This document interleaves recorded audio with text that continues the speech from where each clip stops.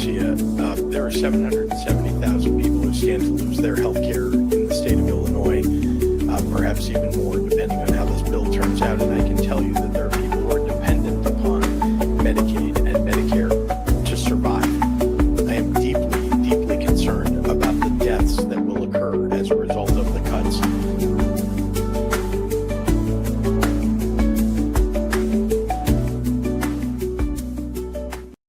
These people don't want to win. The Democrats want to be outside of the mainstream in ways you cannot fathom. I'm Tony Katz. This is Tony Katz Today. I've already been working on the cigar. We'll talk about that later. Let's start the show. Huge problem, and that is the threat. Thank you, Governor Walz. Yeah, thank you, Congressman. In Minnesota, in 2023, we were ranked as the top state for healthcare, home of the Mayo Clinic. We have more people covered almost than any other state.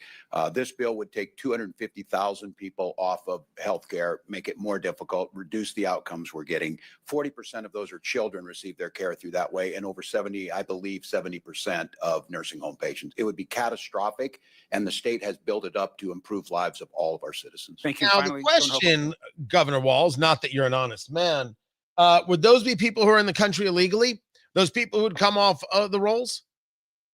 Why is there this constant desire, this want to somehow say people here illegally are more valuable, more important, more in need than the American citizen? Services. So this will have a ripple effect through our economy and hurt more than just the people who lose their Medicaid. And it is devastating and absolutely unwarranted. And we encourage everyone to stand up, speak up on behalf of their constituents, especially those from the state of New York who represent rural areas. They're counting on you. Thank you. That was Kathy Hochul, the governor of New York. Me, I'm Tony Katz. The show is Tony Katz Today, live streaming over at the YouTube's Twitter X at Tony Katz, YouTube Tony Katz, Facebook Tony Katz Radio. It is incredible that this is a hearing that is happening where you have three governors all telling you how great their sanctuary policies are, how valuable they are. After everything we have seen from these riots, and yes, they were riots. Was it widespread across all of Los Angeles? No. Was it enough? Yes. Were ICE agents and American citizens being attacked? Absolutely. And the left is still defending it. We're going to get into some of the whys. But now you're going to defend the policy that puts the strain on the society? Quite incredible stuff. So this hearing is going on, and Representative Andy Biggs, Republican from Arizona, is speaking. Its lone hospital, only hospital, couldn't handle the influx, nor could its single food bank, its law enforcement, its schools, and other services and infrastructure. That was a failure, you're correct, on the part of the federal government under Joe Biden. That's all stopped now. That's all stopped now. Because it didn't take a new law, it took enforcement of the current law. But you know what drew a lot of those people? Because you might have been down there once. I've been down there dozens of times. I've taken more people from Congress down there than anybody else here. And you know what those people told me? They're coming here because they wanted to get to places, and they would name Chicago, and they would name New York to me. And I'd say, why the heck are you crossing here and not crossing at Del Rio? Because you guys offered sanctuary policies. They believed that they would be protected in your jurisdictions. There's no doubt that that is 100% true. There is no doubt when Kamala Harris is out there saying, don't come, which was weird enough, that Joe Biden was saying, no, come on into the country, that there was an open invitation. There is no doubt that what Representative Biggs said is accurate. It took no new piece of legislation at all, to stop the influx of illegal immigrants into the United States. All it took was willpower. All it took was the will to do the thing. And yet still they do this.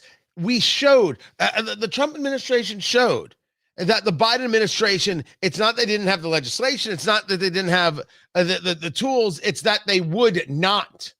They refused. That's what America learned. America could have been safer. They refused to make America safer. And now we've got 3 Democratic governors all continuing to refuse. In Minnesota, nothing in his opinion allows it. In Minnesota, So are you telling me you disagree with him? Could I You have 20 disagree with him? seconds just to say? I just want you to answer the question. You're not answering the question. I served here, Congressman, and there's the respect to the witnesses to just be able to speak. Yeah, there is, and there should be respect, and that respect from the witness should be to answer the question. Our counties and jurisdictions can do whatever they deem necessary. They have to. Do you agree with before your federal- attorney general? Apparently, we don't know because you're not going to answer. You're going to be oblique about it. So That's unfair characterization. I'm trying to answer. I'm not the Attorney General of Minnesota. do you but I- agree with his memo? And you're It does killing nothing- time because you're filibustering. Do you agree with his memo? That's all I'm asking. Nothing. And you don't want to even answer it. You just say, oh, they get maybe that's Mr. maybe Landon, no, I have don't a know. finger on Let's the go to you, thumb button Governor because Pritzker. these people are getting hot. A lawsuit was filed against you in the state of Illinois, and you responded. Your response to Now the the claim question is goes that to J.B. Pritzker, Illinois, the governor of has Illinois. a, quote, constitutionally protected choice not to assist federal authorities with deportation, close quote. Give me the constitutional reference you're making there. What are you referring to? Congressman, I don't know the lawsuit that you're referring to, and I don't know that I was the respondent in that lawsuit. I can say that This is from the response filed on your behalf. So you didn't read the response? Well, let me then ask you, if that is the response officially of you, how is that consistent with Arizona versus US? It's not. How is it consistent with 8 USC 287 D3? It's not. Let's just cover it in the last 18 seconds.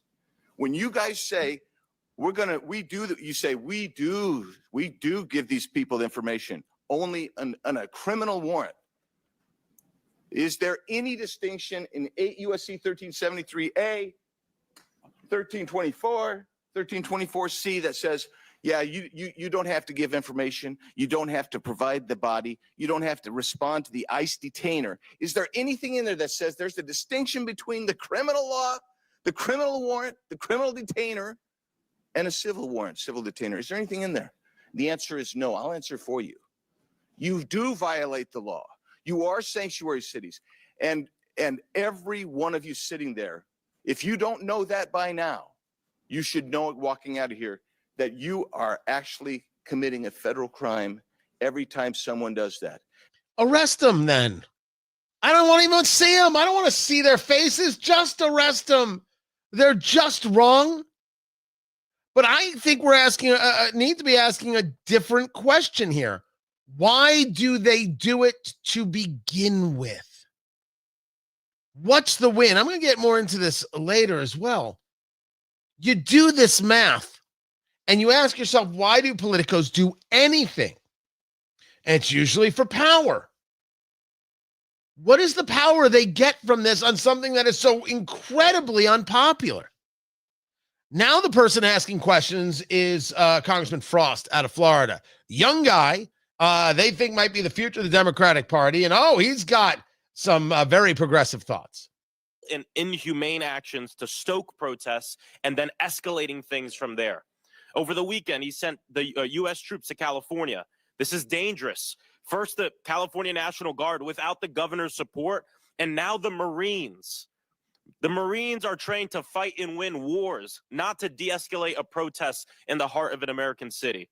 Members of our armed services have sworn an oath to the Constitution. They didn't swear an oath to Donald Trump.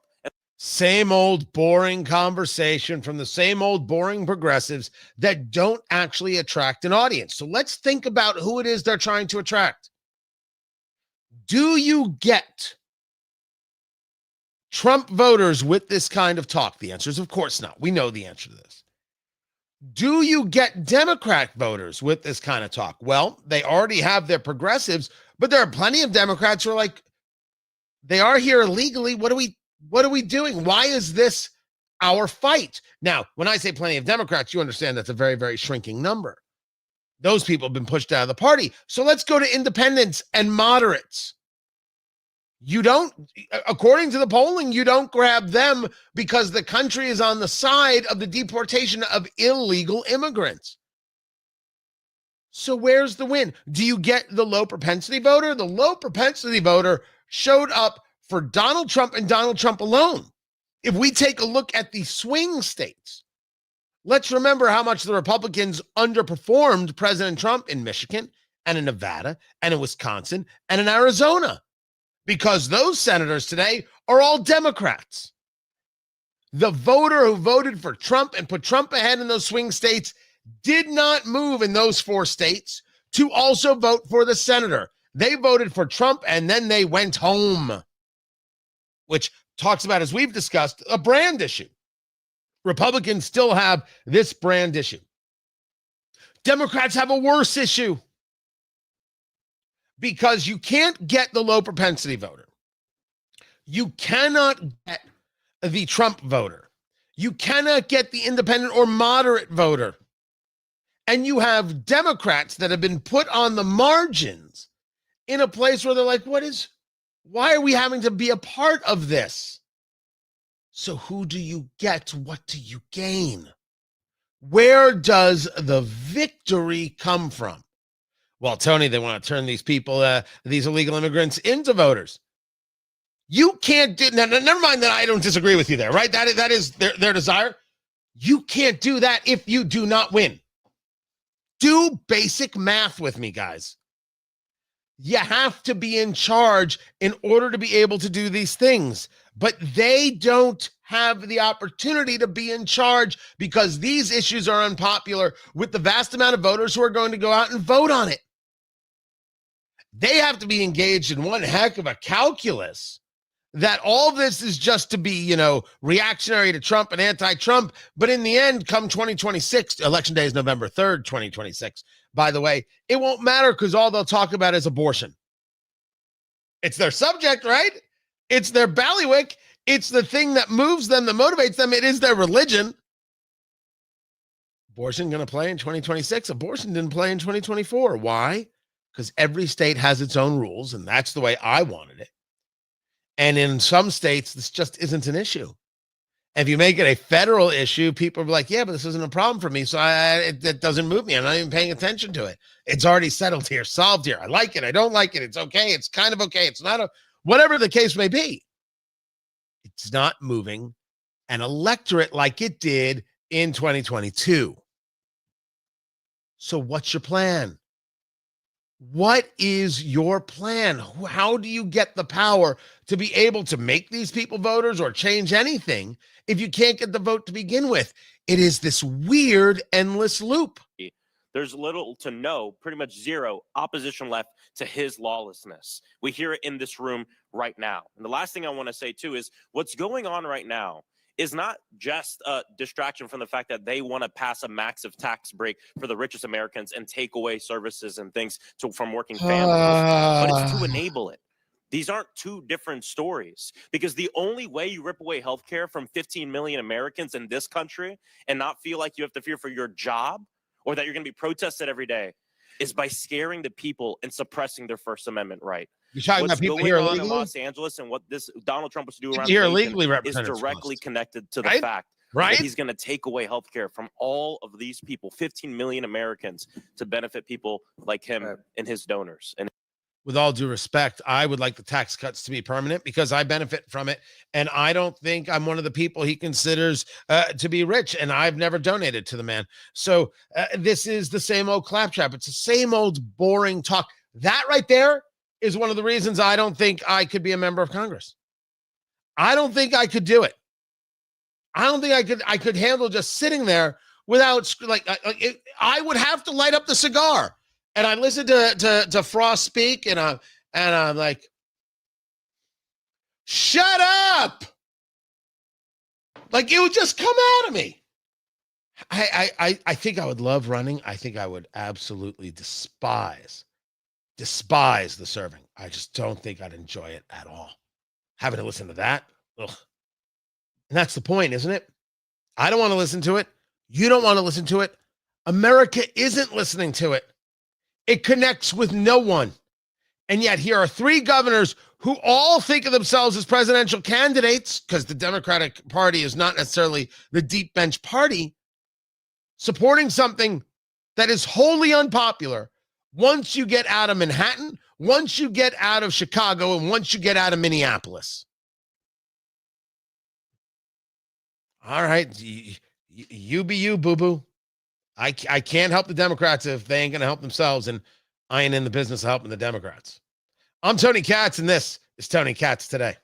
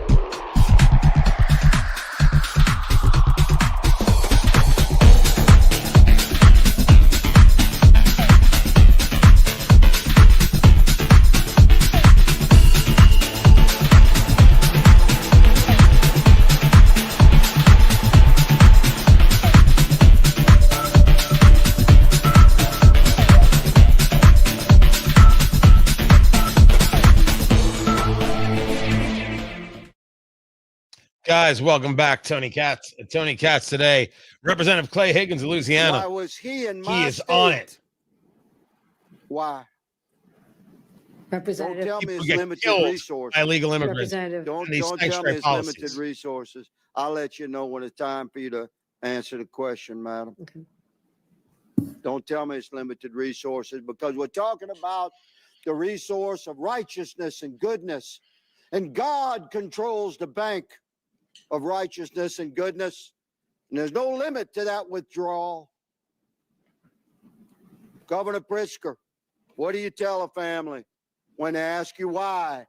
Why was this murderer in my state that came here across the border illegally and was encouraged to come to my state by your policies? Go. You said invited or encouraged. 50,000 people Invited were and encouraged by 50,000 sanctuary people were policy. shipped to my Yes, state yes, yes. by a Don't border beat state around the governor. bush. Own it, man. I'm not beating Own around. it. I'm telling you, 50,000 people were shipped to my state by a Would you Republican bring them border back? state governor. 50,000 is a smidgen. That's We have your argument? 15 million cross the border. I understand. I'm glad they bust some to And your state. I have, 'cause you and need I to have. take It's been not your the fault. sanctuary About- policy It's to Abbott's the fault. border. It's DeSantis' fault. There was Good a bill Lord. I'll last ask a year couple of on that seconds very here. subject, sir. on the Governor question of Hochul. what And I'd you say to oppose that it. family, I would say my heart is breaking for you. I'm a mother. When you describe the pain of a family like that, I've been there. I have held victims' families in my That's a arms. good start. And I'll tell you Mr. this, Chairman, you appear my to be a time has religious expired. I person, yield. but we are called. Gentleman's time's expired. Chair recognizes Ms. Lee from Pennsylvania. Mr. Chairman. I recognize ranking member for unanimous consent. Okay, couple of things. One, I want to raise a point of order. It is against the rules to Sorry. attack Sorry, something else. or to breach the decorum with respect to our witnesses. You Well, can't. the ranking member You has a look different like this, definition or you of look attack like than I that. do. You That's look for like this. sure. You cannot criticize the countenance of a witness when they come before the committee. You can raise issues, no question, but you cannot personally attack a witness. That is not The within Democrats the are rules. now That is not in protecting accordance with decorum here. Hochul, And Pritzker, and I would Walz. raise that same concern if. Did the ranking if member it's- not call us Rottennauer is attacking Nazis? us. All right. Oh, all right. good Secondly, Lord. Proceed with secondly, unanimous consent. Secondly, unanimous consent. I have asking unanimous consent to submit a document. We don't need their entitled unanimous Trump wants to consent, cut guys. funding to That's the sanctuary last thing cities. we need. Tony Katz. Tony Katz today. Good to be with you. Let me just put an end to that right there. Dear Lord. Couldn't listen to that anymore. A recall on Dr. Pepper with no sugar. Now, the hearing you were just hearing was about these governors of Democratic cities, of Democratic states, and their sanctuary policies. And Governor Pritzker had the audacity to say, we didn't invite anybody to our state. We had a border governor send them to us. That's just nuts. That is a nutty statement, but it's an example of who they are. A recall, as I stated. So Dr. Pepper, zero sugar. Not a Dr. Pepper guy. Not a Dr. Pepper guy. I've just never been. Just not what's the word I'm looking for? Not good. It is not good. The FDA and Dr. Pepper announcing this voluntary recall last month. They did a recall of 19,203 12-pack and 24-pack cases of the 12-ounce cans of Dr. Pepper Zero Sugar because the soda was found to contain full of sugar. Contain full sugar, not full of sugar, full sugar. So it said zero sugar and then full sugar. So that is a problem right there. And you need to know this in case you're somebody who drinks this awful stuff. Sorry. I know Dr. Pepper is huge and the company's gigantic. It's like Dr. Pepper Keurig, like that. Those are the same people. Oh, they are incredibly big and are a real threat to Coca-Cola. Coca-Cola is actually kind of changing a bit of its focus from the world of Pepsi to this Dr. Pepper issue because they see it as a genuine issue. They see it as a real, legitimate problem because people are going in that direction. I don't know. I just never found it to be, what was the word I was looking for? Good. That was it. I said it twice now. A Dr. Pepper, by the way, has 39 grams of sugar. That is a lot. That's a tremendous amount. So if you are somebody who is diabetic, you should know that. And I got a question there in the chat there as we are live streaming on the YouTubes. Why are Bongino and Patel, right, the deputy director of the FBI and the director of the FBI, changing their tune on the Epstein list? That is a solid question. And I have made the argument that I want to know who's on the list. I want to know who is on the island. If you're on the island, you go to jail. That's the end of that. You were involved with child trafficking and sex trafficking. You go to jail. I don't care who you are, and I don't care what your last name is. I don't care who your daddy is. I don't care how much money you have. Doesn't mean a damn thing. I have never known Bongino, and I can't say I know the man well. We've talked, we've done interviews, sorts of things. I don't think the man's a liar. So when I see him say that that he's like, hey, the video is clear, and that he nobody else was in there. He took his own life. I have a tendency to believe him, except I can't believe any of it. I just can't. And so I don't know if they're done with this list, but I would agree that pressure needs to continue so we get the full list. I'm Tony Katz. I am simply saying, as the radio show steps away and we get ready for our next guest, that you're right. We aren't done with the Epstein list. But when it comes to him getting, him killing himself, this is what they've said, and I don't think they're going to go any further with it. I think they're going to leave it there. I have an incredible issue with it. Massive, massive issue with it. And I have a hard time believing it altogether. I really do. Just have a hard time with it. So here's what's going on. I'm waiting for Major Mike Lyons to join in. We're trying to get him in via the stream, so we don't have to do it through the radio show, and then you wouldn't be able to hear it because I don't have a way to bring that into you. So I'm waiting for him to connect, and then we will go from there. So that's number one. Number two, Tootsie Rolls are disgusting. Nobody wants a Tootsie Roll. No one. Tootsie Rolls are devil's cat. Skittles, also gross. Let me see if he can hear me. Major Lyons, how you doing? Hey, Tony, great to be with you. Thanks for having me today. All right. So first things first, we are live streaming, but we're not on the radio show yet. So if you say anything improper, there are a lot of people who are going to hear you and then quote you for forever. So try to control yourself, sir. All right. Sounds good. Perfect. All right. Let me get to this right here. So Major Mike Lyons, of course, is United States Army, West Point graduate. This works great, by the way. We hear you beautifully. So when we do it this way, you're able to get the live stream audience and then the radio audience as well. If we do it by phone, we only get the radio audience, and I don't want to leave the live stream people out because they're beautiful, beautiful people, and they send snacks. Okay, yeah, that's good. So that's always good, right there. This is, I mean, just as a bit of a teaser, this is the conversation about what's going on with Iran and Israel, and there was a lot of talk that things were going to get hot and heavy last night. They didn't get hot and heavy last night. So just as a little bit of a precursor conversation in the 60 seconds before we come back to radio. Yeah. Are things heating up in the area?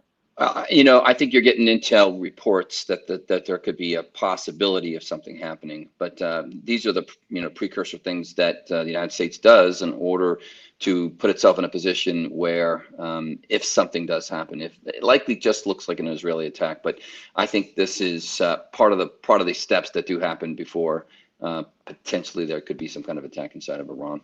All right, we are going to get into that. I'm just writing something up for you that you will not be able to see, but that doesn't matter. We'll be able to see it, and that's what matters. I'm gonna take it down for a second. I'm gonna bring you up in a minute. Major Mike Lyons, stay right there. Don't move.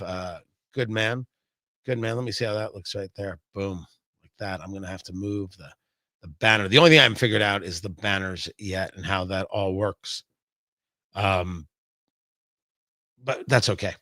We will figure that out. So I've got that right there, and we will get back to the show momentarily. Right on.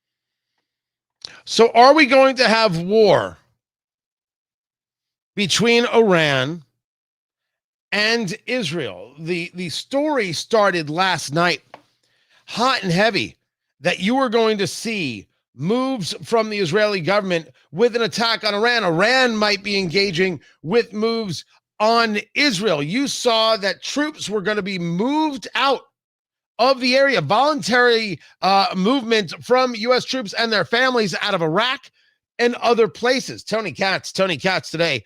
Good to be with you. Major Mike Lyons joins me right now, retired United States Army, West Point graduate. And sir, let's start with the basics here. This has been a lot of saber rattling going on, and yet no movement. We've seen this before. What is the impetus for this conversation that Iran or Israel was planning an attack and an attack was imminent? Well, Tony, no question there is a lot of saber rattling, but let's be clear here that any conflict with Iran likely is Israel first and maybe even only Israel. And they only go on their time schedule. And so while the United States is taking precautions, moving troops out of the areas, maybe pre-positioning other naval assets to support an operation. I know they've evacuated some of the embassies, what are considered soft targets.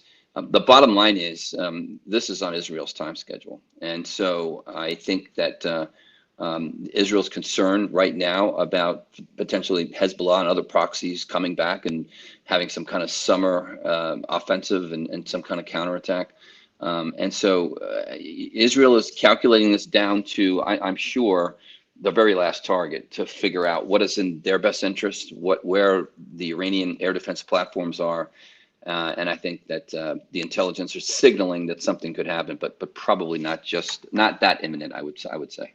Because we have seen that there's been a lot of talk, and those things have calmed down. There's very often a lot of talking to Major Mike Lyons, retired United States Army, our military analyst. Why now? I mean, there's always an answer to why now, and certainly you've seen the Trump administration try and move on a nuclear deal with Iran. Iran said, no, thanks. We're moving forward with our nuclear capability, and if you try and stop us, well, then we're going to unleash war. This is what they always say.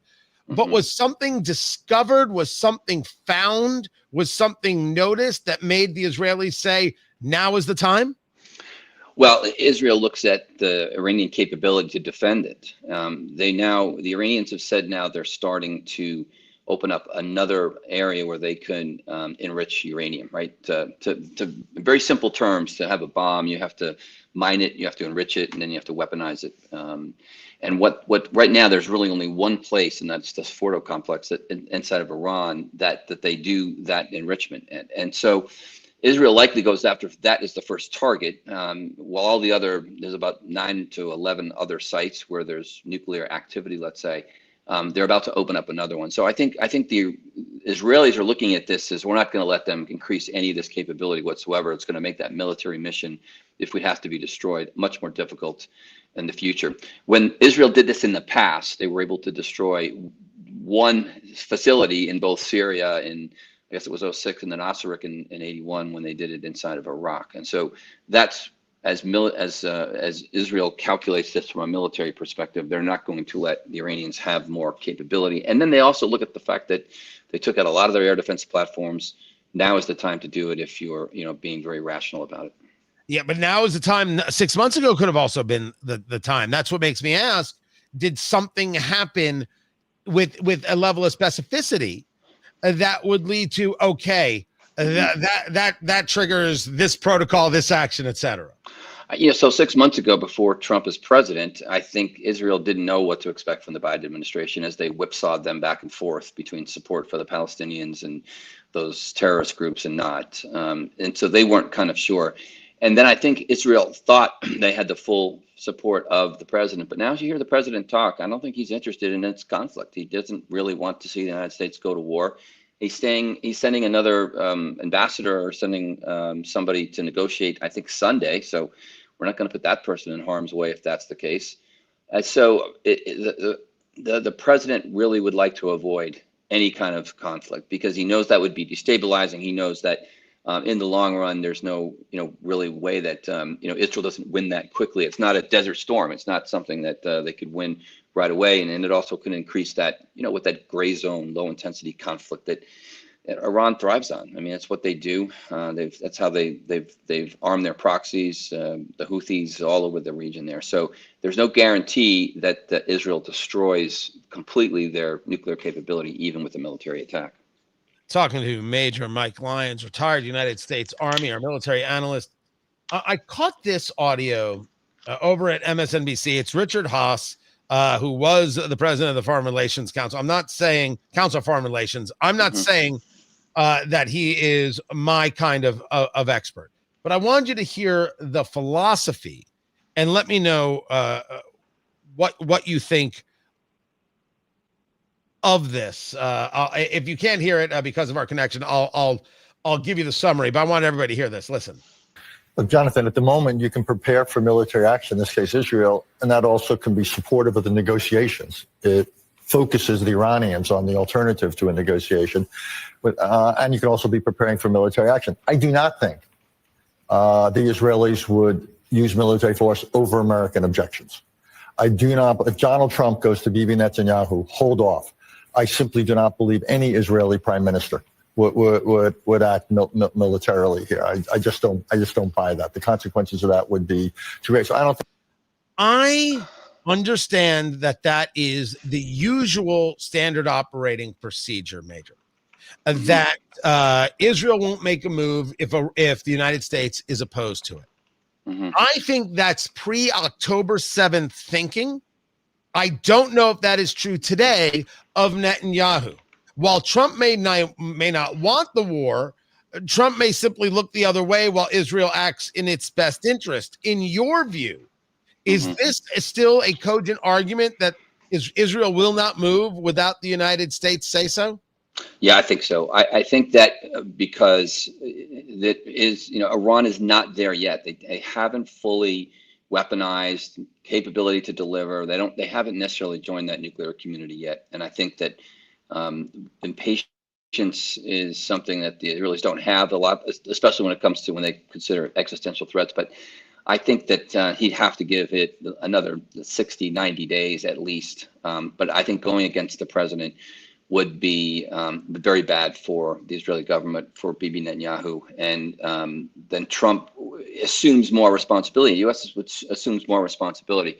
I think you're going to have to see more proof what the Iranians are doing and how they're not trying to come up with a deal, which I just don't think they will either. I think this is eventually going to be a conflict. The question is, when Trump finally comes around and gives Israel the green light, he's just not willing to do it just yet. Could be political. Could be he doesn't, wants to get through midterms. Could be, he's on a different time scale than the Israelis are. The Israelis, though, always have their own time schedule for these kinds of attacks.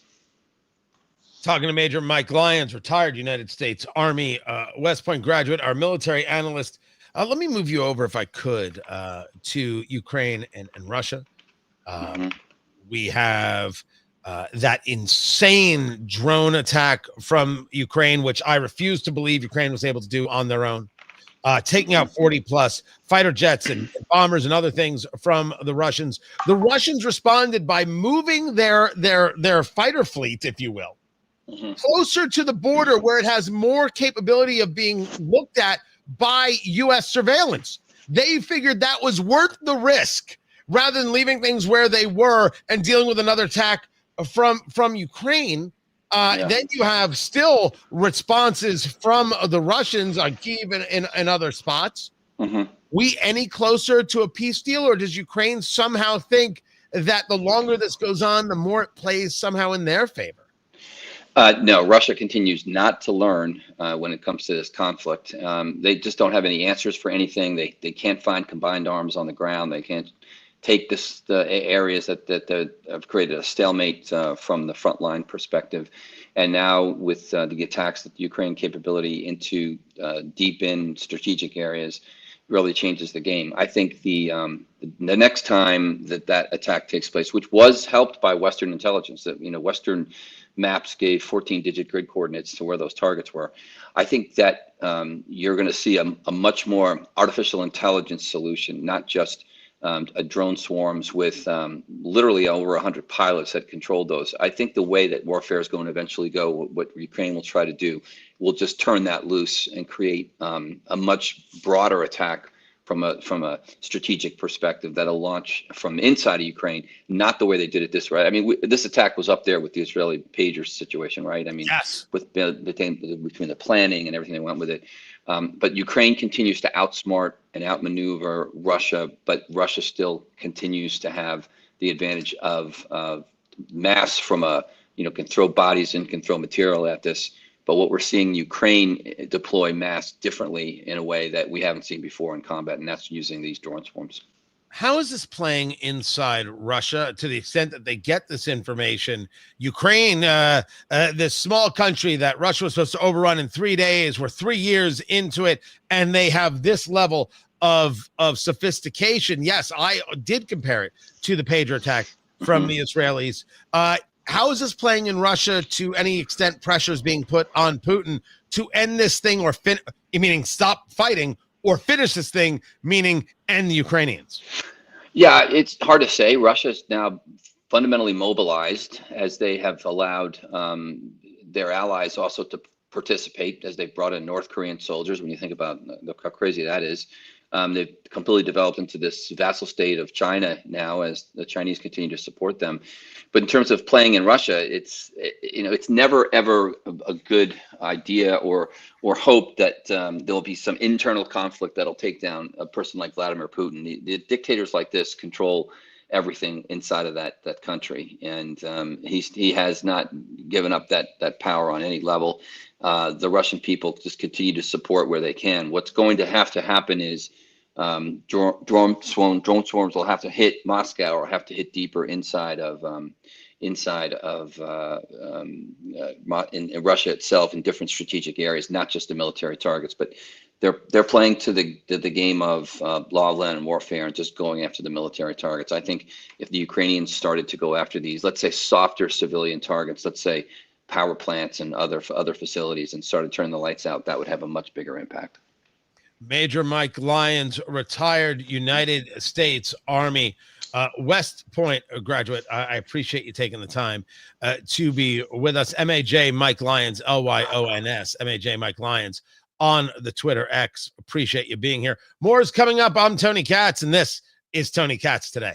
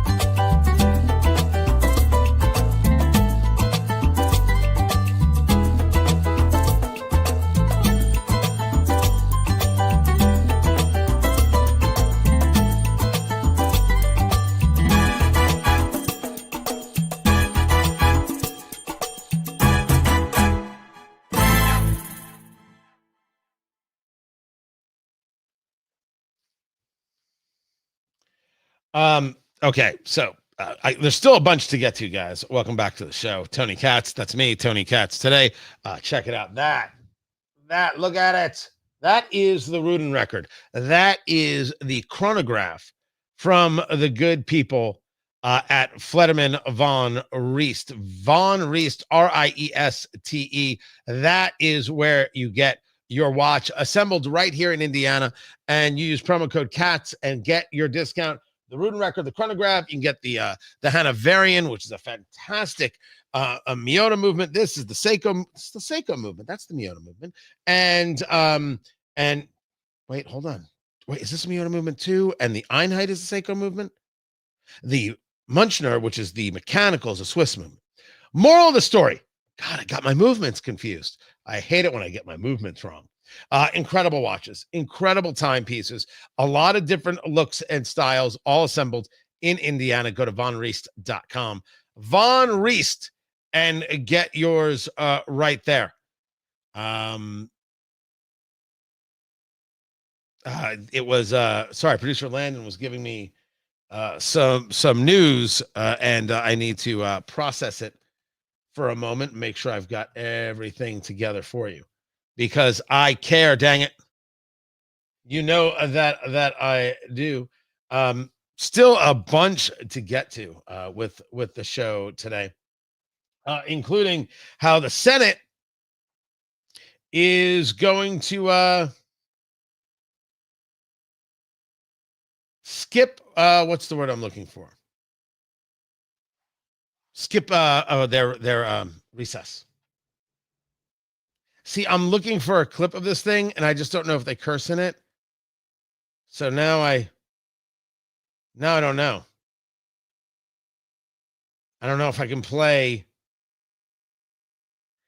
Yeah. You know, oh, there's plenty of cursing into it. And I can't say it yet because I don't want to let everybody know what I'm doing. So yeah, there's plenty. All right, so that was it. That was the tease right there. See what happens when you're live streaming, doing 4 things at once. It's just nutty. Meanwhile, I'll get to that. I appreciate you guys being here. Don't forget to like and subscribe wherever it is you are. If you're on YouTube, be sure to subscribe. If you're on the Twitter X at Tony Katz, be sure to follow Tony Katz today, or Tony Katz Radio, sorry, on Facebook. Do that as well. I appreciate it, and thank you so very much. Excellent work. Excellent work. Let's go. Let's go. Let's go. Let's go.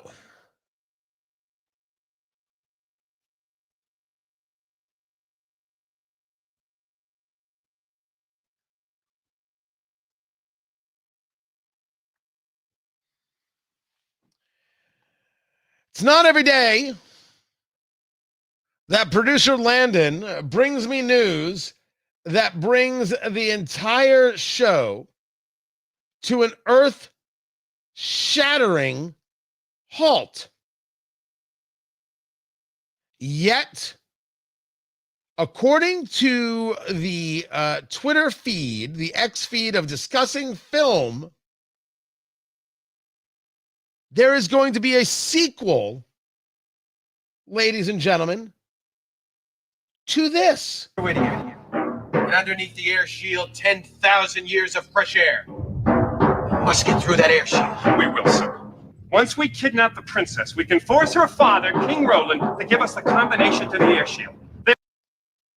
This is Spaceballs. And these lunatics are doing Spaceballs 2. 38 years ago, there was only one Star Wars trilogy. Since then, there have been a prequel trilogy, a sequel trilogy, a sequel to the prequel, a prequel to the sequel, countless TV spin-offs, a movie spin-off of the TV spin-off, which is both a prequel and a sequel, not to mention 2 Dunes, 7 Jurassic Parks, 2 Avatars plus 3 upcoming Avatars, making 5 Avatars, 36 MCU movies with 2 different Robert Downey Jr.'s, DC, oh God, it goes on for forever.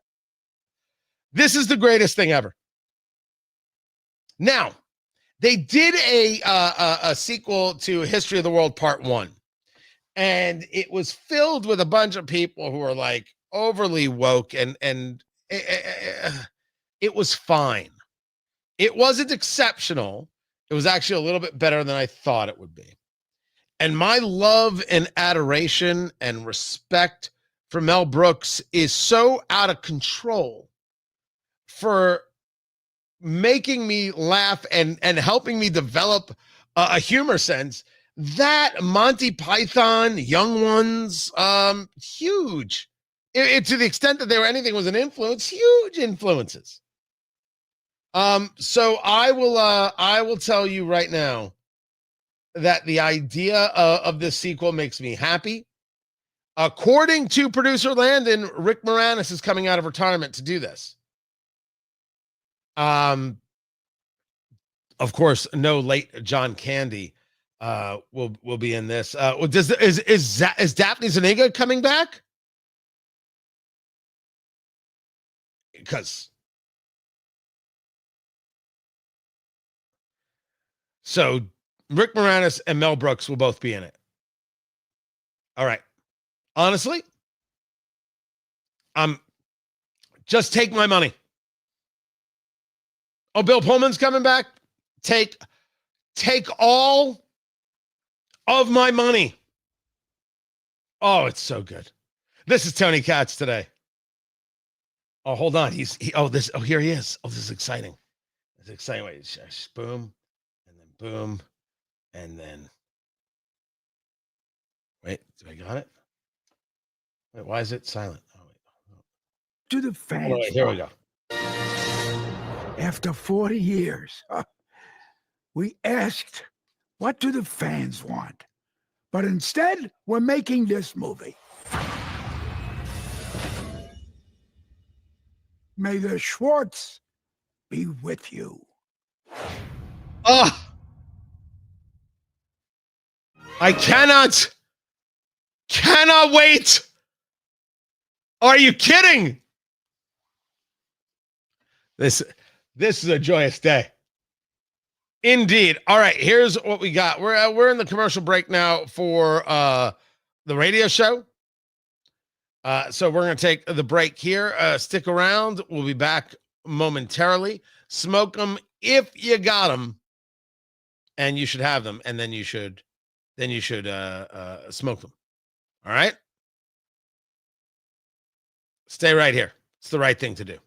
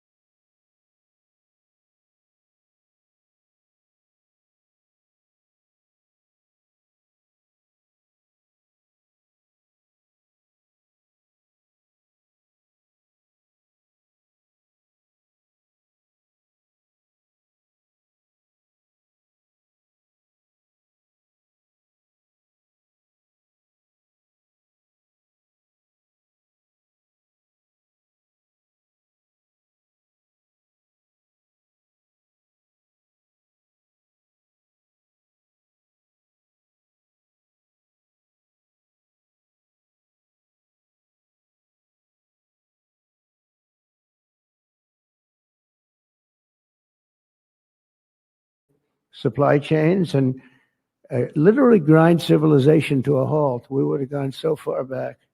It's hard to believe, actually. Hard to believe when you don't have enough electricity to give a person a little air conditioning in the summer, and now they want you to take electricity and fire up all these cars.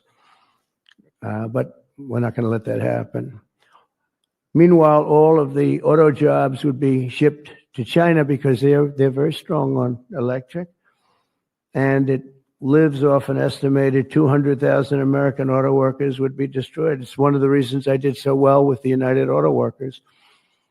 And now I'm really doing well with them. I did phenomenally with them. No Republican ever got any numbers like I got in the Teamsters too. Sean O'Brien, the head of the Teamsters, these guys, they like Trump because I produce jobs. They know that. Everybody knew that the auto workers knew better than anybody how good the tariffs were. And the head of the auto breakers, I don't know him at all, but he didn't like me at all. Now he's going around saying, this guy's unbelievable. He was very nice to me the last few months. During the campaign, no, but if I've proven, I've proven it. I've done what I said I was going to do, and we've brought back tremendous numbers of jobs. And you're having auto plants built all over the country, all over. There's never seen anything like that. They're leaving from Mexico. They're leaving from Canada. They're leaving from other parts of the world. If they want a Mercedes-Benz, you're going to have it made here. It's okay to have a Mercedes, but they're going to make it here. Otherwise, they're going to pay a very big tariff. They already are. That's one of the reasons we have $88 billion. It's a lot of money, but that's peanuts compared to what we're going to be making in another few months. They haven't even kicked in yet. So that was President Trump talking about part of the tariffs there, or not tariffs, God, how do I want to explain that?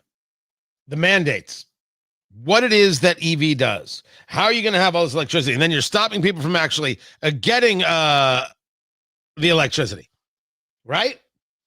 That we create situations that the electricity is the only way to get things powered, but then we don't do the things to power the electricity that we need. That's a pretty messed up system. And everybody who pushes green and electric this and electric that was never willing to discuss that one of our largest problems is that the grid can't handle these things. They can't handle these things. And we would be fools to think that somehow they could. Meanwhile, the president continued. This is good news indeed. People said it couldn't be done. You got it done. I just have to sign, right? That's very good. This is really something. And it has to do with the California Auto Regulation, CRA. It's been a disaster for this country.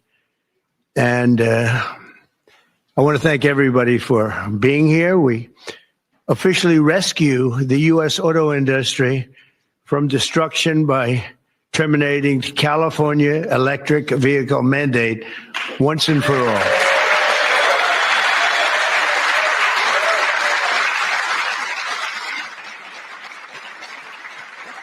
Yeah, I'm cool with that. The resolution bars California electric vehicle sales mandate and diesel engine rules. It was California that had the insane idea that somehow they were going to ban the sale of gas-powered vehicles by the year 2035. California was not going to allow a combustion engine to be sold. Now, this was, I think, just with new vehicles. I didn't know how they were still going to work the used vehicles. But it didn't take much to recognize the problem here. That electric vehicles are far more expensive than gas vehicles, especially when you get into the used category. And not everybody can afford the new electric vehicle nor the used electric vehicle. So you are going to remove people from their cars because if you don't allow for the sale of gas engines, well, pretty soon you're going to say, well, we can't have all these gas engines. And then you're going to start putting restrictions on mechanics so people don't keep their gas engines going. And then with not as many gas engines, you start getting rid of gas stations. further preventing people from being able to use their gas-powered vehicle. And then the option is, well, we have this fantastic public transportation called a bus. It doesn't take much to understand that everything that the left does on these conversations, in these conversations, is built around moving you to the world of government deciding when you travel, where you travel, and how you travel. Centralized planning is the result of every single one of these moves. It is not science. It is control. It is not the environment. It is control. When all of a sudden the Democrats decided that Elon Musk was a Nazi, everybody's a Nazi. Eventually, everyone will be called a Nazi. You know, what was it, Godwin's Law? Godwin's Law is that the longer an internet conversation goes on, the opportunity for a mention of Hitler approaches zero, or approaches one. No, approaches one. Right? That if you're online with somebody and you're talking to somebody, eventually someone's going to bring up Hitler. Well, I think if I take that and I combine that with Andy Warhol's statement that everybody will be in the future will be famous for 15 minutes, everybody will eventually be called Hitler once. And if you're a radio host, that's once an hour. Everyone will eventually be called Hitler. That's Katz's law. Everyone will eventually be called Hitler at least once. It has to be. It has to be the way it is. It is control. So they called Elon Hitler and they called him a Nazi and they did all these things. By the way, it could be called Nazi at once. Maybe not Hitler, maybe just called a Nazi. So eventually everyone in the future will be called a Nazi once. And then they's like, we can't drive Teslas. And of course they set the Tesla dealerships on fire. And then they engage vandalism against the Teslas. And then Mark Kelly, the senator from Arizona, sold his Tesla and got a Tahoe. He didn't get a Rivian. He didn't get another electric vehicle. He didn't buy a Ford Lightning, which is a fantastic truck, by the way, the electric vehicle. It's terrific. No. Got a Tahoe. If you ever needed proof that these people don't care about the environment, they never cared about the environment. It was all myth. It is, as an ideology, they are very, very focused on power, the desire for power, the desire for control. It just is. And if you want to question whether I am correct about in the future, everybody will be called a Nazi once, check out this. You know, we were sharing that hearing. The governors are there and they are in front of this congressional panel and they're trying to defend their states being these sanctuary states. They're sanctuary states, all of them. And then this was his back and forth with Republican Congressman Byron Donalds. You said earlier that the ICE agents under the orders of President Trump are a modern day Gestapo. Do you realize how disgusting a phrase that is, considering the history of Nazi Germany? Would you like to recant that statement? What I said, Congressman, and I have a long history of supporting law enforcement, I said President Trump was using them as his modern day Gestapo, not identifying who you are, coming up in unmarked vans, taking people away and giving. Is it the responsibility of ICE to actually deport illegal aliens in the United States who are here? Isn't that their responsibility? Yes, it is, Congressman, except that the Constitution is not an inconvenience. It's not an either or. Nobody said an inconvenience. You have a responsibility to deport illegal aliens. And the president is going through that process right now. And let's be very clear, the previous administration, they abused every process there is under border laws to allow more than 10 million people into the country illegally. And this is a burden on all Americans. Byron Donalds is absolutely correct. But my gosh, you of course are saying they're a Gestapo. Of course, that's what Governor Walz is saying. And it's so cheap. For a long time now, I've been arguing that the Holocaust is not your political prop. It's not a political crutch. It's not a way to make an argument. It's not. Screaming Nazi, screaming Hitler, Gestapo, it's all garbage. It's all diminishment of the Holocaust. Every bit of it is. When everybody's a Nazi, no one's a Nazi. Yet there were Nazis and it got ugly. These people, they don't care. So that's just an example of everyone in the future will be called a Nazi. I would doubt I'm the first person to say it. And if I am, Katz's law. Katz's law is the way it should go. Are these members, are these governors still testifying? No. Of Homeland Security Management Report, August 19th, 2024, March 2025, where unaccompanied. They're still testifying about why sanctuary states are good things? Chair recognizes the ranking member for unanimous consent. Thank you, Mr. Chairman. I too have a unanimous consent request for an article from The Nation. Oh, if you're going to quote The Nation to me, excuse me while I move on with my day and my life. Good Lord. The unseriousness. As for the EV mandate, that has been barred. This idea of only allowing electric vehicles to be sold after 2035, that had been adopted by 11 other states. I was not aware of that. I didn't know that many other states picked this up, this silliness up. This is good. This is very good. And who this is mostly good for? Stopping California from being this ideologically bereft. This is good for poor people, which California hates. When you hear people discuss the idea that we should put a tax on soda, put a tax on red meat to limit people, a tax on cigarettes, right? The ignorance of some states to put a tax on cigarettes because we're gonna really stop people from smoking. It's a tax on the poor. I live in your state may have it. I live in Indiana. They did it. Oh my gosh, we're gonna have a shortfall. Let's put a tax on cigarettes, and they increased the tax on cigars. Disgusting, absolutely disgusting. Republicans and Democrats both. The tax on cigarettes gets paid by the rich people. They don't care. It's a tax on poor people. You put the burden on poor people. That's what happened in Indiana. That's what happens in all these states. It's what California does.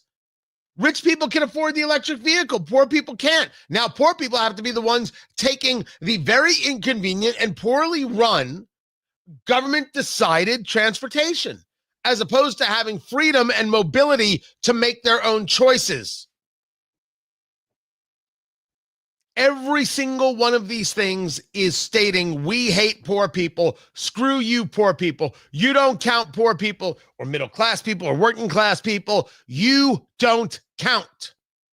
It is about the rich and the wealthy and the elites. So why are the Democrats so in favor of the rich, wealthy, and the elites? That's a question. I mean, after all, it is their party, right? They lost the working class. They lost the middle class. I mean, who could be a part of this crazy? These angry, bitter people and these Karens screaming and yelling at you. I know. I'm sorry if your name is Karen. I feel for you. But I don't think I can fix it. So I'm glad to see this. I'm glad to see this move and the protection of all Americans to not be abused by these elitist snobs who never are affected by the nonsense that they push out into the world. More to get to. I'm Tony Katz, and this is Tony Katz Today.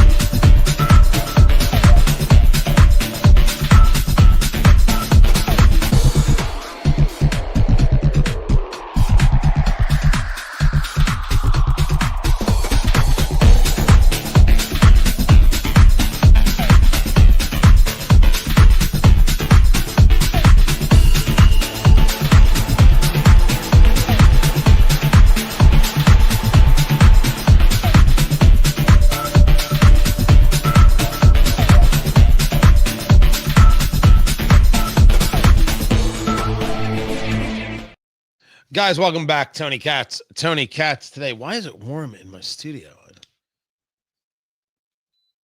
There we go. That might do the job right there. Appreciate the comments. Seeing those play out right here. Why were you called trash on Reddit? Oh, you were telling Immigrations and Customs Enforcement to clean up Indy. Well. So game 3 of the NBA Finals was last night here in Indianapolis. The Pacers won. It's good. And there was a protest across the street from really the communists. I mean, it wasn't even about Immigrations and Customs Enforcement. These people are anti-capitalist. That's what they are.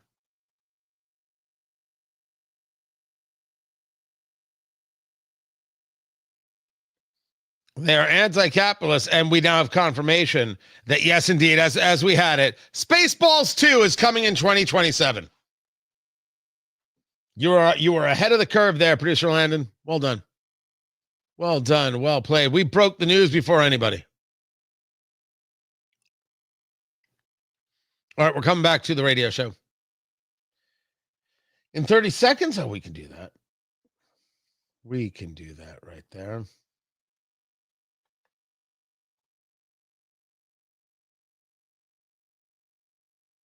There it is.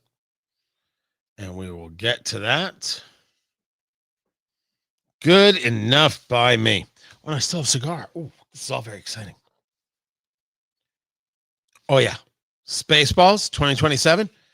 That's a reason to keep doing sit-ups, kid. Got to get to 2027 best you can.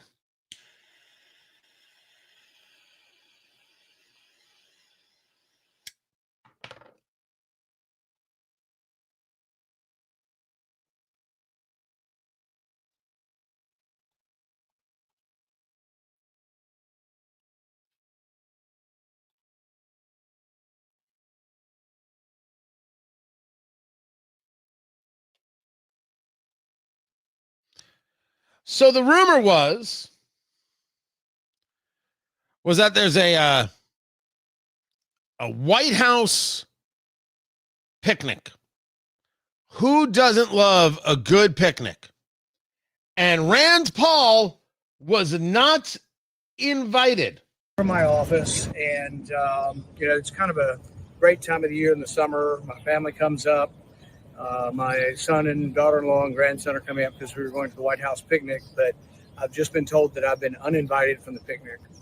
I think I'm the first senator in the history of the United States to be uninvited to the White House picnic. The White House is owned by the taxpayers. We all are members of it. Every Democrat will be invited. Every Republican will be invited, but I will be the only one disallowed to come on the grounds of the White House. This because Rand Paul is very much opposed to the one big beautiful bill because there's not enough spending cuts and there's not enough precision and everything else. This has led to a response from the White House. Of course, this from President Trump on Truth Social. Of course, Senator Rand Paul and his beautiful wife and family are invited to the big White House party tonight. He's the toughest vote in the history of the U.S. Senate. But why wouldn't he be? Besides, it gives me more time to get his vote on the great, big, beautiful bill, one of the greatest and most important pieces of legislation ever put before our senators and congressmen and women. It will help to make America great again. I look forward to seeing Rand. The party will be great. Now, I ask you, how do we think this actually went down? Here's how I think it went down.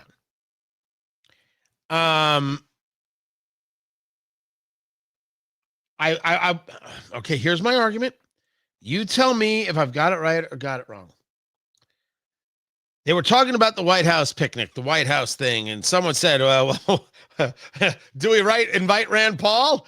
And said Trump may have said, blank him or forget him or right. Something ingested something fine. This is the way I think it went down. And then someone say, well, president doesn't want Rand Paul there. Hey, Rand, yeah, it's so-and-so. Listen, You don't get no potato salad. We're going to be eating potato salad with the president. And let me tell you something. It's the very best potato salad. We got gold flake in the potato salad. We have golden potato salad because it's Trump, and you don't get none. And we're going to send pictures of ourselves eating the potato salad at the White House. We're like, too bad you're not here. You don't like the one big, beautiful bill. Yeah, yeah, yeah. And then they hung up. And then Trump heard this, and he's like, what do you mean he's not coming? Who said he couldn't be invited? And the team said, da, da, da, da, and then he got reinvited. Now, maybe it didn't go that way at all. Maybe Trump said in a fit, don't invite him. And then said, what am I doing? Of course, invite him. Maybe somebody talked out of school. I don't know. But it's just like the Elon story, which I'll get into. You love each other. You hate each other. Honestly, I don't care. Is my life better? That's your only job. Personalities? Don't care about your personalities in the slightest. This is Tony Katz today. Can't say it enough. Cannot say it enough. I do not care at all about their personalities. It means nothing to me. Zero. Less than zero. If their feelings are hurt, don't care. If they have the sads, don't care.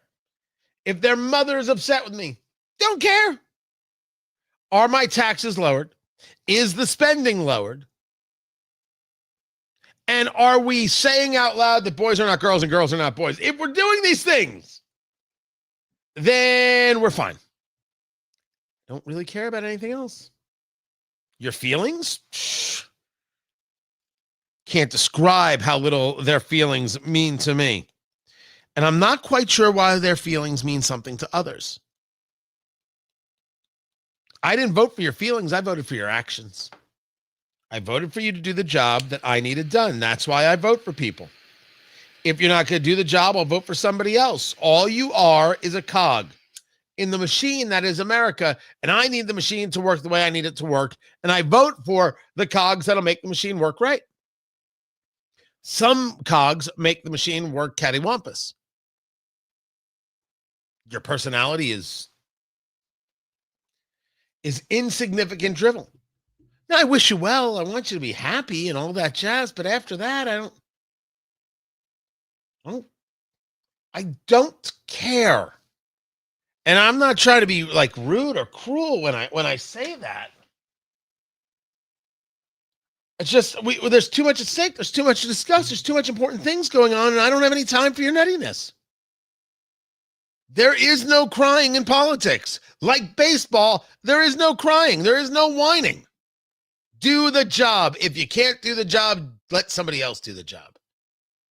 There's always Dairy Queen, which again, I will tell you, sounds fantastic. It never, producer Landon, never doesn't sound fantastic. Oh, Jasmine Crockett's talking?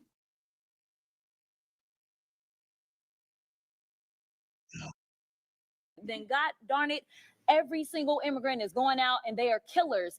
And that is the problem. But they don't want to talk about white supremacy. I don't know how many hearings we gonna have about the fact that there's been this one immigrant that killed this one person. And no, I'm not excusing any killings by them or white supremacists, but they haven't had these hearings. We didn't have a hearing on Buffalo and what happened there. We didn't have a hearing on El Paso and what happened there. We didn't have a hearing on Charleston and what happened there. So it's interesting that they pick and choose because it seems like they love to pal around with the white supremacists. And so they don't want to talk about certain other things. But you're supposed to tell her to shut up at that moment.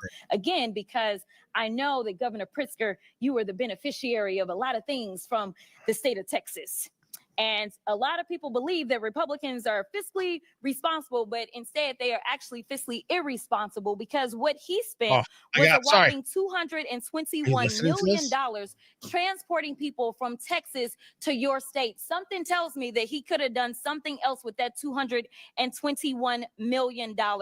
In addition to that, I know that there's been some conversations about what's going on in LA, and they want to say that it's riots because they didn't want people to keep talking about, say, the Epstein files or whatever other drama was popping off between the president and his little friend. So they wanted to change the conversation to immigration because they feel like, well, Conversations about immigration since the beginning. benefit. But let me tell you something. If they cared about making sure we were going to be fiscally responsible, they would tell the American people that it cost them $134 million to send the National Guard to LA for the quote unquote riots that the governor didn't ask for, nor did the mayor of LA ask for. And they sent them over there, and they say that they care about our service members, yet they sent them and they were laying on the floor. They did not provide for food. So I don't know why we would believe Jasmine Crockett is talking. They want to fix this. They don't want to fix this. Because the brokenness is a feature, not a flaw of the system, because it is beneficial to them when it comes to campaigning. If they can't stoke fear, then why are they going to say have anybody vote for them? Because that's what people are doing. They're voting out of fear. But Ms. Perryman, we know. As we all know, Jasmine Crockett is ridiculous. And in the 2 minutes we were watching this, if you're part of the live stream, I shared it. She said Republicans are all guilty of white supremacy. They're all white supremacists. They pal around with white supremacists. That Donald Trump is only engaged in the immigration raids to stoke fear, doesn't care about the country. And how dare Greg Abbott, the governor of Texas, send these illegal immigrants to Illinois at a cost of $221 million because there's other things he could have done with that money. I don't buy her numbers because I haven't seen them. And sending them to Illinois was one of the most important things that has ever happened. Just like sending them to Martha's Vineyard, just like sending them to D.C. One of the most important things that has ever happened, because what it did was it let the country know that this is your problem too. Tony Katz today. Good to be with you. Find everything over at TonyKatz.com. I mean, she's still talking, but the idea that she could call Republicans white supremacists and not a single Republican there yelled out, why don't you shut the hell up? Start a fight. You don't have to worry about decorum when you're called a white supremacist. It has to end. I want her to leave the hearing room afraid of whether or not she's going to get removed from the committee. Who is she? What tough thing does she think she can actually offer? Does she think she's actually tough? Or is it the move of Republicans to just let her squawk and let her talk because she's absolutely ineffective and it doesn't matter what it is she says? It's going to get used in a campaign ad against her, and that's that.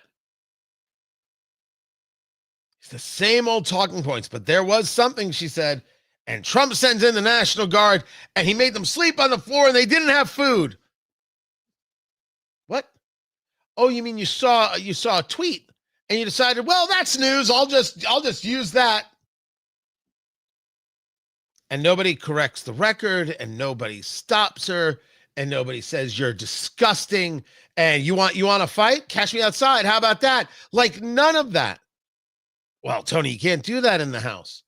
I think you can, when called a white supremacist, decide that's akin to being called any other type of slur and go to town on somebody. But maybe politically, it is better to let her say these things.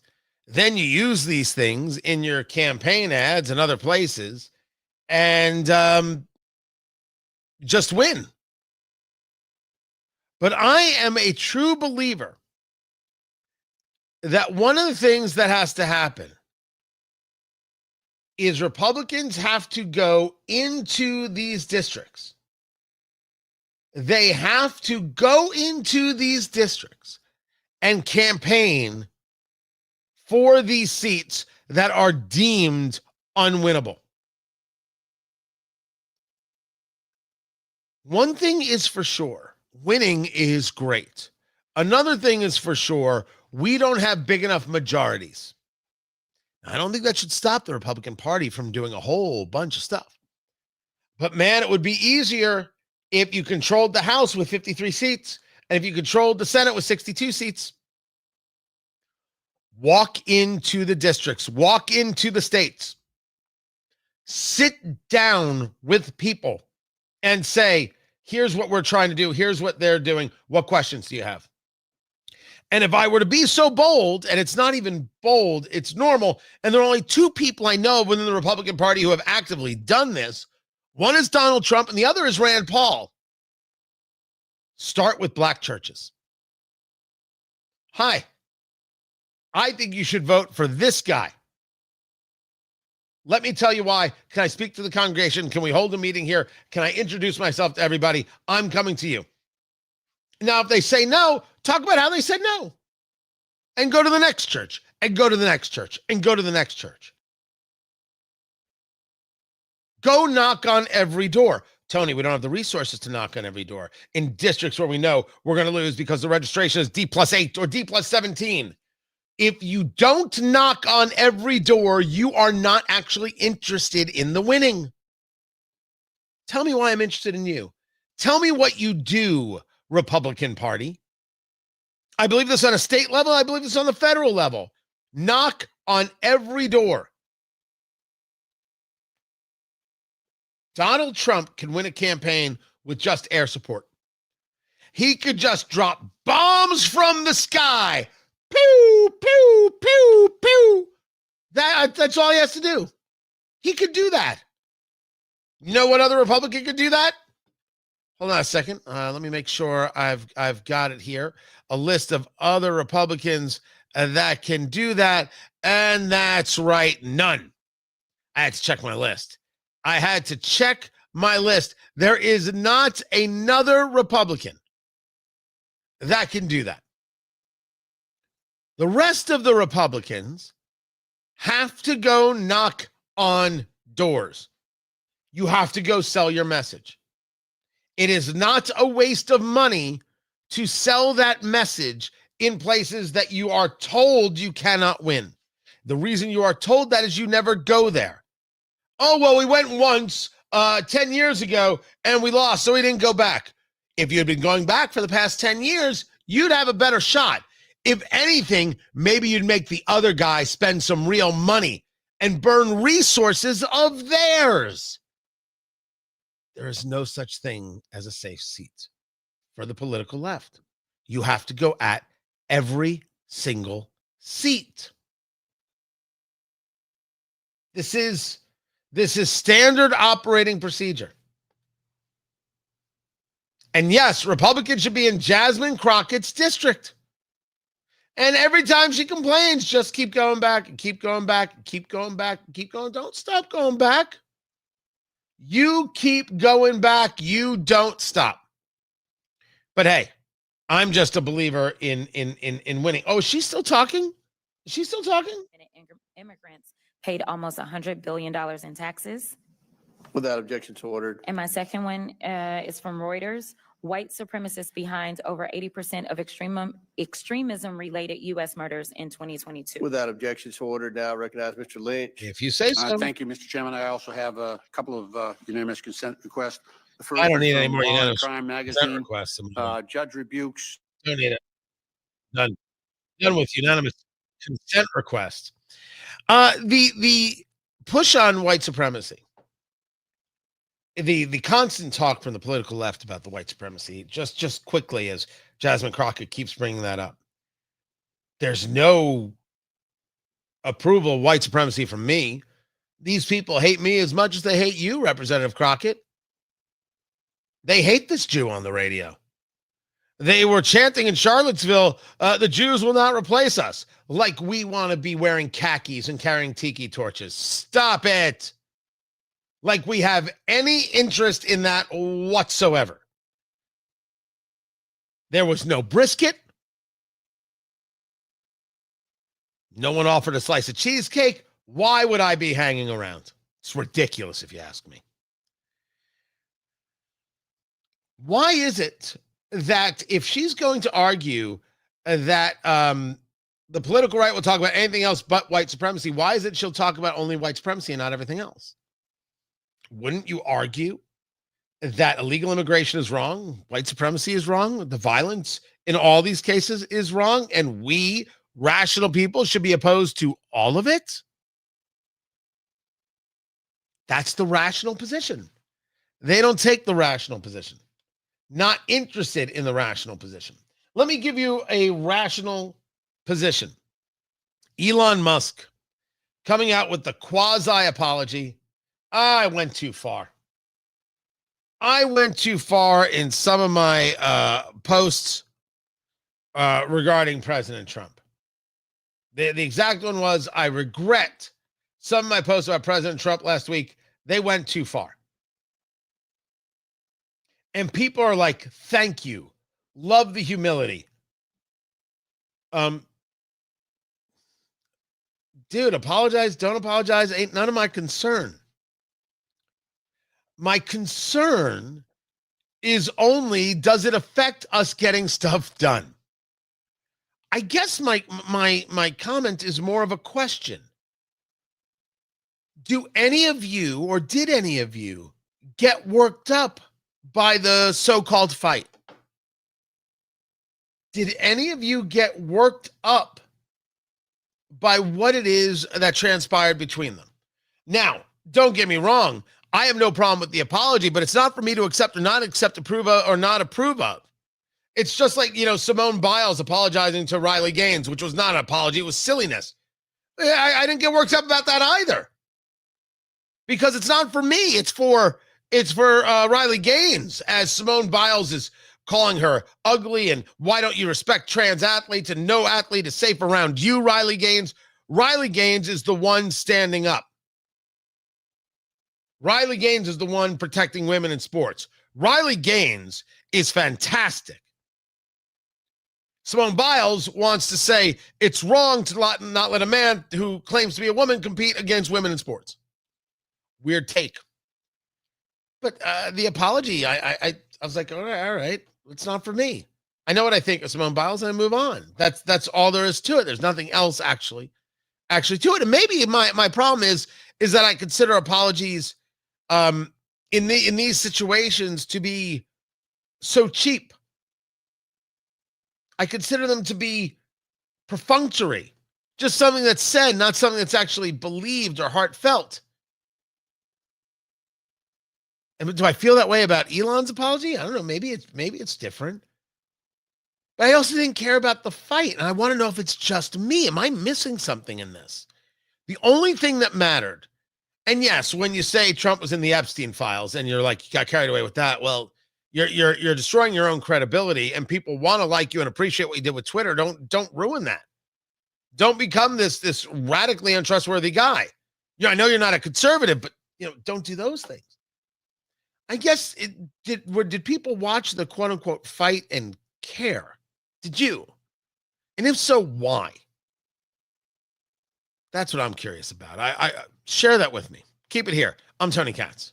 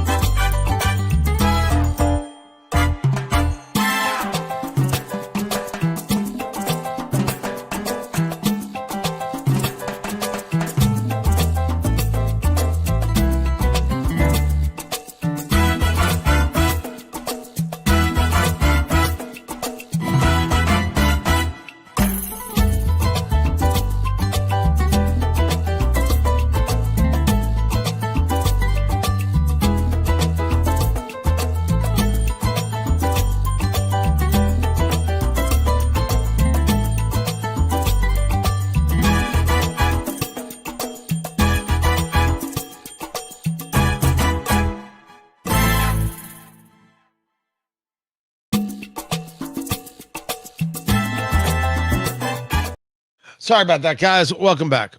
I don't know. Maybe it's me about this apology thing. I just don't know. Stephen was not worked up over it either. But I guess I should say it differently. I know that people were. And I want to know what, if the apology matters, then what is it that people want afterwards? Right? So the apology is meant to mend the relationship, which means that the relationship has value. So if the relationship has value, then we think that Musk has a value to Trump. Is that about something having to do with policy, or is that about the idea that you don't want Musk out there donating to Democrats? So is it the apology is important and Trump should take it to be able to keep Musk in line? Well, that's about a power play. That's not about a friendship or relationship or anything else.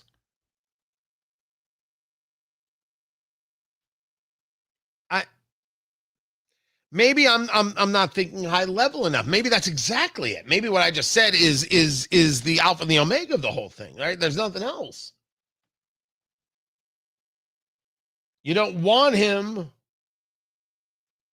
playing around with the other side. Maybe he offers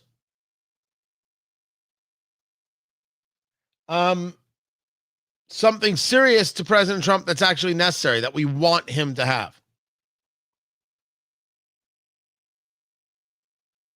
Maybe some point of view, some philosophical advantage. Not sure. Not sure. But if the apology matters, it has to matter for a reason.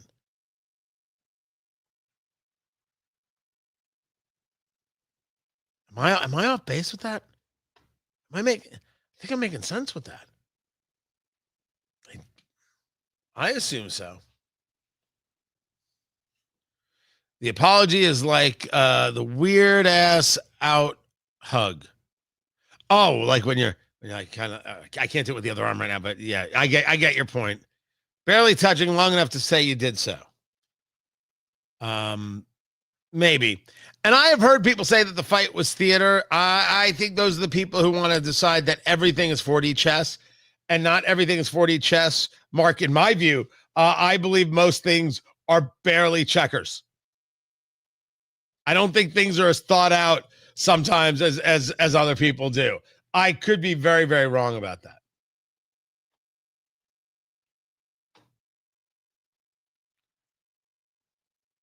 David Hogg is out at the DNC. What happened to everybody's absolutely favorite lefty?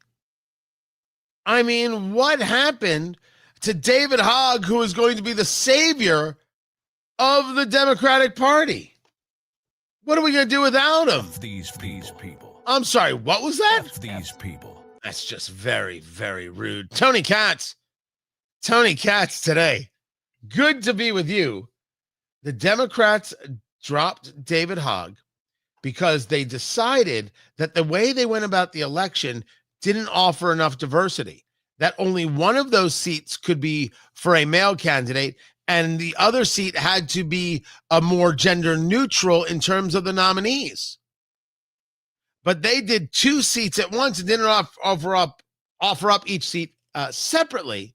So it was a violation. So David Hogg and state rep in Pennsylvania, Malcolm Kenyatta, got removed. Kenyatta's running for re-election. David Hogg is like, no, thanks. David Hogg said he's going to put $20 million into primarying candidates, Democratic candidates, who he feels aren't progressive enough. You understand what has happened here. The left has built David Hogg into a guy with credibility and celebrity. This guy can raise money. He'll raise the money from progressive activists because he's willing to be a progressive voice and take punches to the face. Figuratively, of course. And he's going to move on. There's a fundamental disagreement about the role of a vice chair, and it's okay to have disagreements, says Hogg. But what isn't okay is allowing this to remain our focus when there's so much more we need to be focused on. He is going to work counter to the DNC. He is going to create them heartache and build up his own fiefdom. That's his plan. Why in the world do I need them? I can have my own power base. And this is the world of the progressive left. David Hogg, power base. Jasmine Crockett, power base. Somebody asked me, why don't you just invite Jasmine Crockett on already and do an interview with her? You talk about her a lot, do an interview. Okay. Okay, we'll find out where to reach out to, and I'll have one of my producers reach out and invite her on the show to discuss why she is the way she is.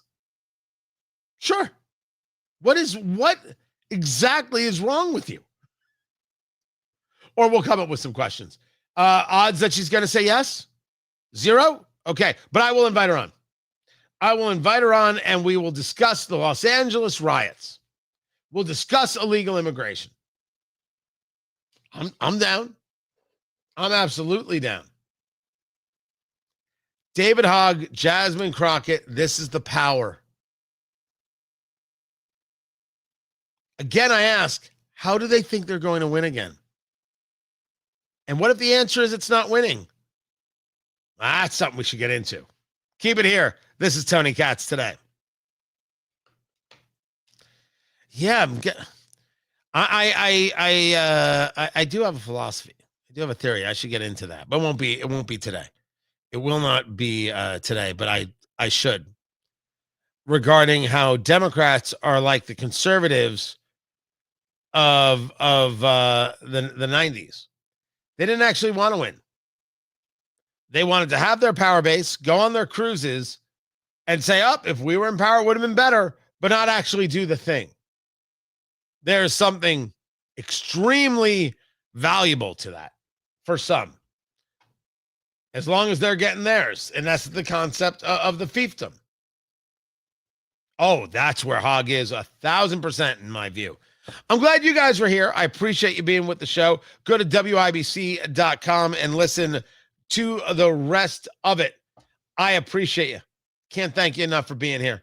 And everybody who was a part of it today. Good stuff. I'll catch you tomorrow, guys. Take care.